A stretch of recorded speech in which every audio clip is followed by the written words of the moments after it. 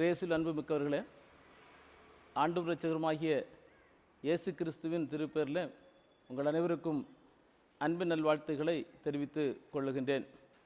இந்த தவக்காலத்தின் 15வது நாளின் காலை பொழுதிலே நாம் சிந்திக்கும்படியாக கொடுக்கப்பட்ட கருப்பொருள் நீதியால் அநீதியை மேற்கொள்ளுதல் என்பதாகும்.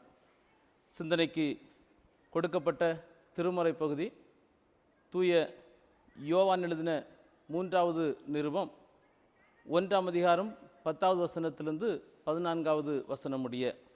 தியான வசனம் 3 யோவான் 1ஆம் அதிகாரம் 11வது வசனம்.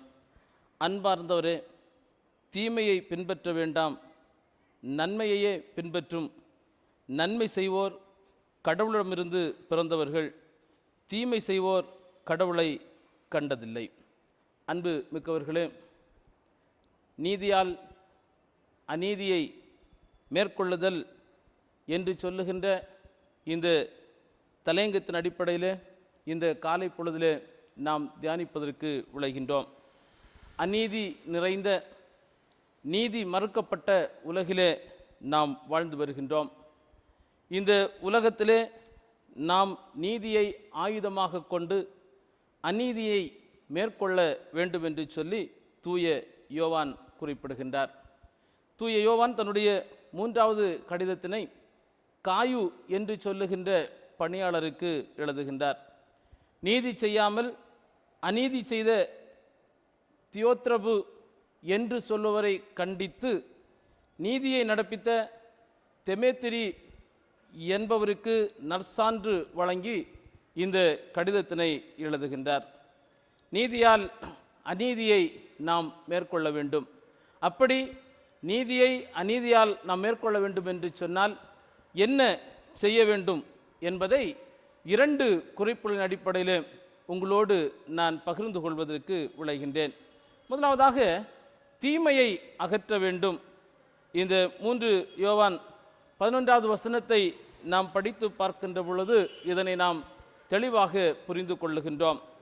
நாம் இன்று தீமையின் பிடியிலே சிக்கி தவித்து கொண்டிருக்கின்றோம். தீமை நம் வாழ்விலே அநீதிக்கு நேராக நம்மை இட்டு செல்கின்றதாக காணப்படுகின்றது. தீமை என்று சொல்லுகின்ற பொழுது நீதிமொழிகள் 17ஆம் அதிகாரம் 20வது வசனத்தை நாம் படிக்கின்ற பொழுது வஞ்சக நாவு என்று சொல்லி குறிப்பிடப்பட்டிருக்கின்றது. 1 தீமோத்தேயு 6ஆம் அதிகாரம் 10வது வசனத்தை நாம் படிக்கின்ற பொழுது பண ஆசை தீமைக்கு நேராக இட்டு செல்லுகின்ற ஆயுதமாக இருக்கிறது என்று சொல்லி பவுலடிகளார் குறிப்பிடுகின்றார். ஆக நம்முடைய வாழ்விலே வஞ்சக நாவு, பண ஆசை, பெருமை, கர்வம், கோபம் மற்றும் பலவிதமான தீமைகளை நாம் அகற்றுகின்றவர்களாக வாழ வேண்டும் என்று சொல்லி ஆண்டவர் விரும்புகின்றார். ஏசாயா 1ஆம் அதிகாரம் 16வது வசனத்தை நாம் படிக்கின்ற பொழுது உங்களை கழுவி தூய்மைப்படுத்துங்கள், தீமை செய்வதை விட்டுவிடுங்கள் என்று சொல்லி ஏசாயா இறைவாக்கினர் குறிப்பிடுகின்றார். ஆக நம்முடைய வாழ்விலே தீமை செய்வதை விட்டுவிட்டு நாம் நீதியை நடப்பிக்கின்றவர்களாக வாழ்வோம். ஆண்டவர் நம்மை ஆசீர்வதிப்பார். 2வதாக, நன்மை செய்ய வேண்டும். இந்த 3 யோவான் 11வது வசனத்தை நாம் படித்து பார்க்கின்ற பொழுது நன்மையையே பின்பற்றும் என்று சொல்லி அழகாக குறிப்பிடுகின்றார்.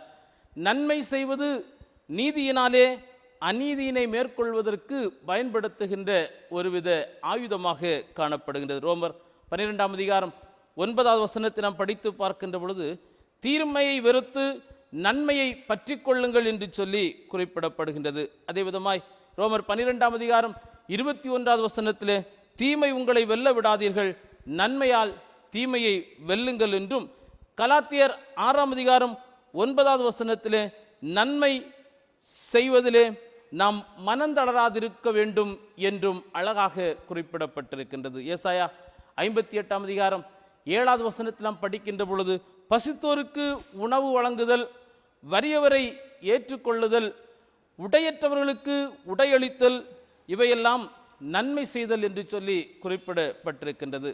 அப்படியானால் நாம் ஏழை எளியவர்களை நேசித்து நன்மை செய்து வாழ வேண்டும் என்று சொல்லி ஆண்டவர் நமக்கு கற்றுத்தருகின்றார். அன்புமிக்கவர்களே, இந்த தவ காலத்திலே நாம் தீமையை வெறுத்து நன்மை செய்து நீதி நியாயத்தினை நிறைவேற்றி அநீதியை மேற்கொள்வதற்கு முற்படுவோம். அவ்விதமாக வாழ்கின்ற பொழுது இந்த தவ காலம் நமக்கு ஆசீர்வாதமாக இருக்கும் என்பதிலே எந்த விதமான சந்தேகமில்லை. கடவுள் தாமே நம் அனைவரையும் நிறைவாக ஆசீர்வதிப்பாராக. ஆமேன். ஜெபம் செய்வோம். நீதியின் பாதையிலே நடக்க வேண்டும் என்று சொல்லி எங்களுக்கு கற்றுத்தந்த எங்கள் அன்பு கடவுள் இறைவா, இவ்வேளைக்காக உமக்கு நாங்கள் நன்றி சொல்லுகின்றோம். எங்கள் வாழ்விலே மலிந்து காணப்படுகின்ற தீமைகளை விட்டு நாங்கள் நன்மை செய்கின்றவர்களாக முன்னேறி அதன் வழியாய் நீதி நியாயத்தை நடப்பித்து நாங்கள் அநீதியை அகற்றுகின்றவர்களாக மாறிட ஆண்டவர் எங்களுக்கு உதவி செய்யும். இந்த தவக்காலங்கள் எங்கள் வாழ்வில் மெருகூட்டுகின்றதாக அமையட்டும். இறைமகன் இயேசு கிறிஸ்துவின் வழியாக வேண்டுகின்றோம் நல்ல தந்தையே. ஆமேன்.